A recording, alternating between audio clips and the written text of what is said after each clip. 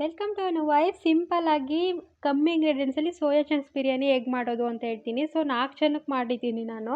So 4 ಜನದ ಅಳತೆಗೆ ಮೊದಲಿಗೆ ಎಣ್ಣೆ ಹಾಕ್ಕೊಂಡು 2 ಈರುಳ್ಳಿ ಹಾಕ್ಕೊಂಡು ಫ್ರೈ ಮಾಡ್ಕೊತೀನಿ. ನೆಕ್ಸ್ಟ್ 3 ಟೊಮೊಟೊನ ಹಾಕ್ಕೊಂಡು ಫ್ರೈ ಮಾಡ್ಕೊಬೇಕು. ನೆಕ್ಸ್ಟು ಶುಂಠಿ ಬೆಳ್ಳುಳ್ಳಿ ಪೇಸ್ಟನ್ನ ಆ್ಯಡ್ ಮಾಡ್ಕೊಂಡು ಅದನ್ನು ಫ್ರೈ ಮಾಡ್ಕೊಳ್ಳಿ. ಸೊ ಚೆನ್ನಾಗಿ ಫ್ರೈ ಆದಮೇಲೆ ಸೋಯಾ ಚಂಕ್ಸ್ನ ಬಿಸಿನೀರಲ್ಲಿ ನೆನೆಸಿ ಆಮೇಲೆ ಫ್ರೈ ಮಾಡೋದಕ್ಕೆ ಹಾಕ್ಕೊಳ್ಬೇಕು. ಸೊ ನೆಕ್ಸ್ಟು ನಿಮ್ಗೆ ಎಷ್ಟು ಸೋಯಾ ಚಂಕ್ಸ್ ಇಷ್ಟ, ಜಾಸ್ತಿ ಅಂದರೆ ಜಾಸ್ತಿ ಹಾಕ್ಕೊಬೋದು, ಇಲ್ಲ ಕಮ್ಮಿ ಇಷ್ಟ ಆದರೆ ಕಮ್ಮಿ ಹಾಕ್ಕೊಬೋದು. ಸೊ ನಾನು ಮೀಡಿಯಮಾಗಿ ಹಾಕ್ಕೊಂಡಿದ್ದೀನಿ ಸೋಯಾ ಚಂಕ್ಸ್ನ.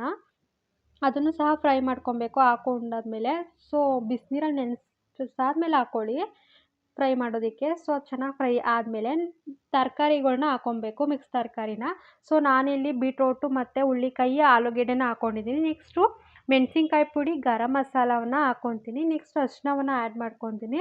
ಸೊ ಹಾಕ್ಕೊಂಡಾದ್ಮೇಲೆ ಅದನ್ನೆಲ್ಲ ಫ್ರೈ ಮಾಡ್ಕೊಳ್ಬೇಕು. ಫ್ರೈ ಮಾಡ್ಕೊಂಡಾದ್ಮೇಲೆ ಅಕ್ಕಿನ ಹಾಕ್ಕೊಳ್ಬೇಕು. ಅಕ್ಕಿ ನಾನು ಇಲ್ಲಿ 3 ಲೋಟ ಅಕ್ಕಿ ಹಾಕ್ಕೊಂಡಿದ್ದೀನಿ. ಸೊ 3 ಲೋಟ ಅಕ್ಕಿಗೆ 6 ಲೋಟ ನೀರನ್ನು ಹಾಕ್ಕೊತೀನಿ.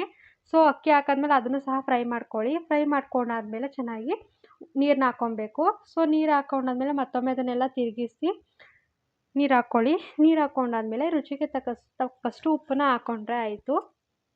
ಮತ್ತು ಕೊತ್ತಂಬರಿ ಸೊಪ್ಪು, ಪುದೀನ ಇದ್ದರೆ ಲಾಸ್ಟಲ್ಲಿ ಉದುರಿಸ್ಕೊಳ್ಳಿ. ಅಂದರೆ ಪುದೀನ ಮತ್ತು ಕೊತ್ತಂಬರಿ ಸೊಪ್ಪನ್ನು ಹಾಕ್ಕೊಳ್ಬೇಕು. ಸೊ ಹಾಕ್ಕೊಂಡಾದ್ಮೇಲೆ ಅದನ್ನೆಲ್ಲ ಮಿಕ್ಸಪ್ ಮಾಡಿ 2 ವಿಸಿಲ್ ಕೂಗಿಸಿದ್ರೆ ಆಯಿತು. ಸಿಂಪಲ್ ಆದ ಸೋಯಾ ಚಂಕ್ಸ್ ಬಿರಿಯಾನಿ ನಮ್ಮ ಮನೇಲಿ ಮಾಡುವಂಥದ್ದು. ಸೊ ನೀವು ಒಂದ್ಸಲ ಟ್ರೈ ಮಾಡಿ, ಹೇಗಿತ್ತು ಅಂತ ಕಮೆಂಟಲ್ಲಿ ಥ್ಯಾಂಕ್ ಯು.